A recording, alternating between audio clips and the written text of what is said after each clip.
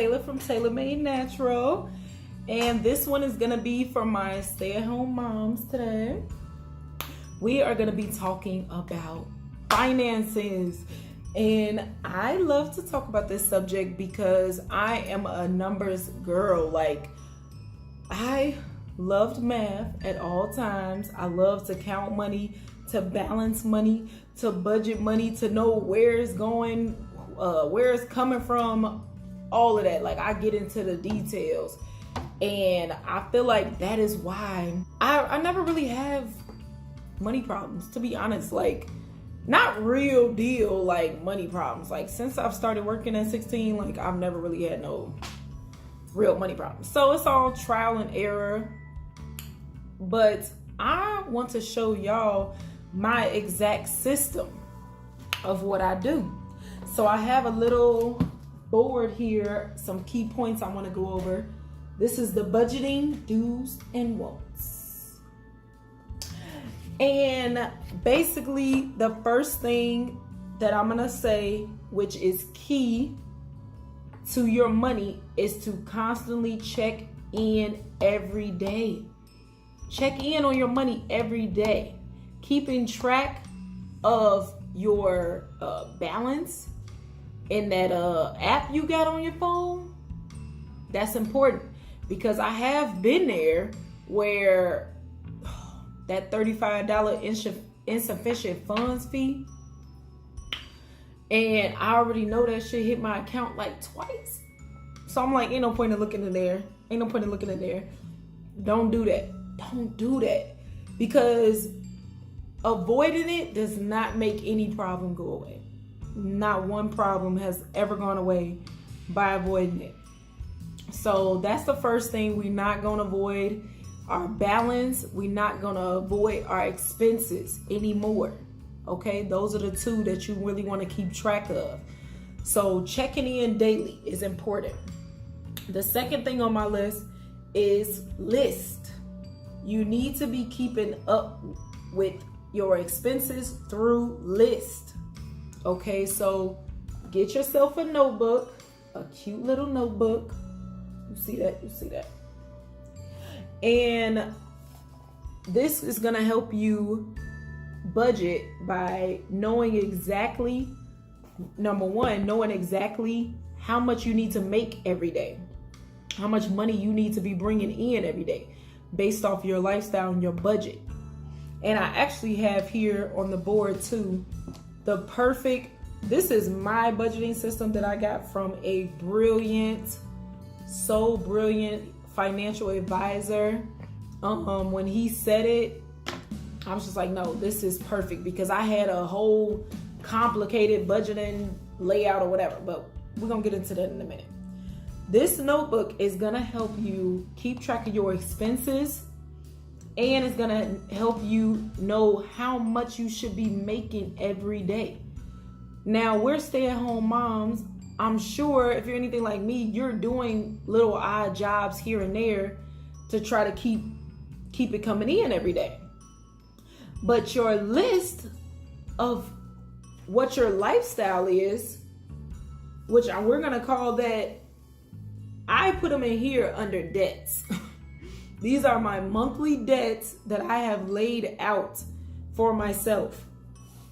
Now, your list is gonna tell you exactly how much at the end of the month you need. Divide that by 30.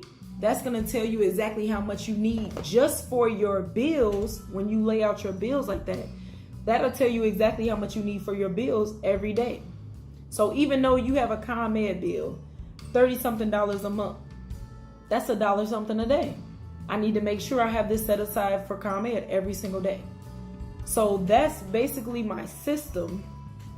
But what I noticed, things were starting to change and actually get better as far as me managing my money, is when I stopped being petty with what I consider my bills to be. Now, that's why I want to call them your monthly expenses, your lifestyle. Because in here you can see I started this fresh book in April, and the only thing I got on here is rent plus gas, phone, ComEd, internet. That's not my lifestyle. let's go to the most recent month. And so I can show y'all everything that I added in. Now I have all those things plus laundry. I know I'm going to the laundromat every week. This is how much I usually spend. So that's how much it is every month that I need set aside for laundry. My gas for my car, I put an estimate. This is how much I spent. But another thing that'll help you add on to your monthly lifestyle is keeping track. But hold on, we're going to get to that next. Now, we're factoring in everything. Car insurance. I paid my car insurance up for the 6 months, and then I divided that, what I paid them, by 6. So monthly car insurance is on there. Even though I don't pay them monthly, no, it's on there. Life insurance, it's on there now. That's something new that I just started.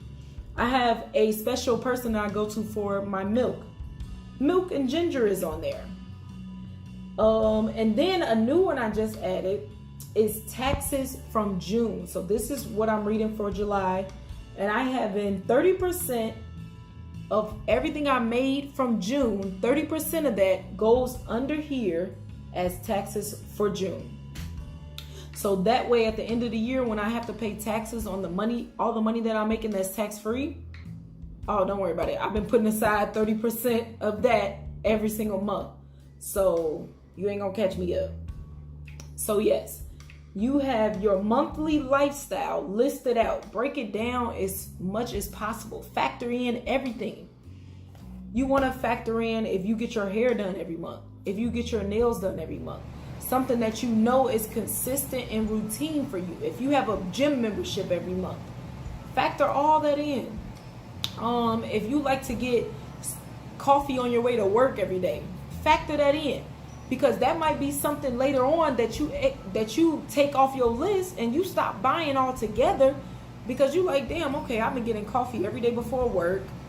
That's $10 a week. That's $40 a month just going to coffee.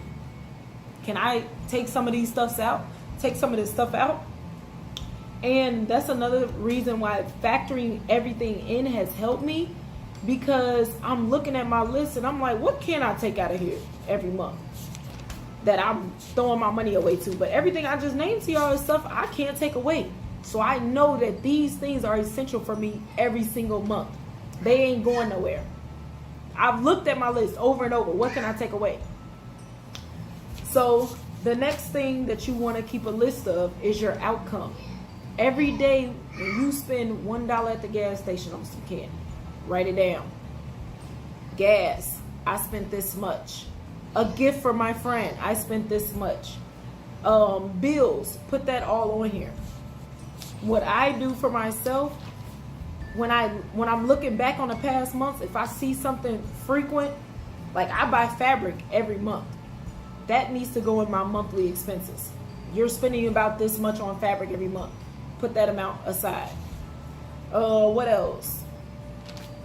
Ordering out.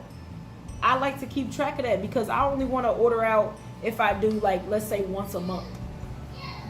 That can go in your monthly expenses, your lifestyle. That's part of your monthly lifestyle. And then you'll be looking at things like this, like, you know what? I don't really need that. I need to stop spending money on that. That has really helped me, like, for real. A list of your income. We need to be checking your income too, because that's going to tell you if your income is more than your outcome, we got a problem. We got a problem. Where's this money coming from and why is it leaving so fast? So a list of those are your 3 lists I need you to keep. Your monthly lifestyle, your outcome, and your income. Those are your lists every single month. Yes, baby. Pizza. Pizza all gone. I'm sorry. And then at the end of the month, when you're going over your bills and your expenses and your lifestyle, it gave me a clear visual. Okay, this is what needs to change. Because ideally, this is the list that I got from a financial advisor, which I think is brilliant. It's brilliant. Okay, if you can get better at this, hey, that's great. But we have 4 different categories: expenses, savings, extras and donating. I have been donating my 10% of my income every single month. And it actually feels great that I'm able to start doing that. Doesn't matter if it's small or big. Donate 10%. Give it to a charity of your choice. That's the most beautiful feeling, and you don't even understand that it keeps coming back to you. So that's beautiful within itself. So that's the 10%. Donate. Then for extras should be 15% of your income. We're breaking down our monthly income, which you need a list of your income to be able to break this down. So for the 15% that you want to do for extras, that could be like, oh, if I went out for drinks or something with a friend, if I went to brunch with my friend, that's extras. That's something you don't ordinarily do, but it shouldn't exceed 15% of your monthly income. Okay? And then saving, because we have to pay ourselves first and foremost, right? That's key to money in general. Like, that's the number one rule of money. Pay yourself. Saving is 45% of my monthly income, which is beautiful. That's almost 50%. That's almost half my income. When I say I have been doing so great since I've been doing 45%, because at first I was doing, I think, $20 a day. Thinking $600 a month is just great. Then I think I was doing 20% of my income. No, 45 is where it's at. That is disciplined. Because you're going to make sure, first of all, you're paying yourself first. So your savings, that 45% is already gone. That's not an option anymore. That's tucked away somewhere. So that is brilliant. I love that breakdown. And then you have left 30%. That goes to your monthly lifestyle that you've already made a list of. So now when you break down your money at the end of every month, you're looking at, okay, this is how much I spent on my monthly lifestyle. This is how much my income was. Was it 30% of your income? If not, your income needs to go up or your lifestyle needs to take a step back. Okay? Savings, I really want to say that is non-negotiable for me. My savings every month is going to be 45% of my income. And if I'm unable to save that much, that income needs to go up. Ain't no savings coming back. Income needs to go up, baby. Then for your extras, that's why I do a plus sign next to everything that I did that month that was just extra. It wasn't part of my monthly lifestyle. It was extra. So then I'm adding all those up at the end of the month. Last month,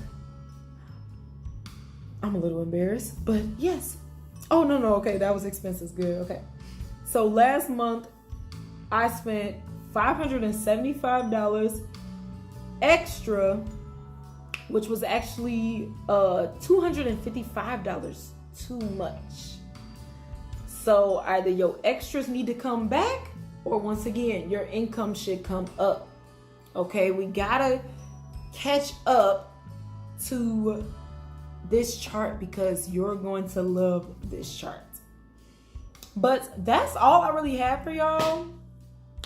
I was just so excited to come over here and talk about money with y'all because this new little strategy of keeping up with my list every day, my monthly lifestyle, my income and my outcome, it really did wonders for me. And I have this calendar. It's really a calendar. So normally when you see this in the background, you will see, it's set up like a normal calendar. ComEd is on the 9th. Phone bill is written down. So when everything comes up, you already got that money tucked away, and now all you got to do is pay it. That's it. And if you can't afford your lifestyle, then this notebook is going to tell you that.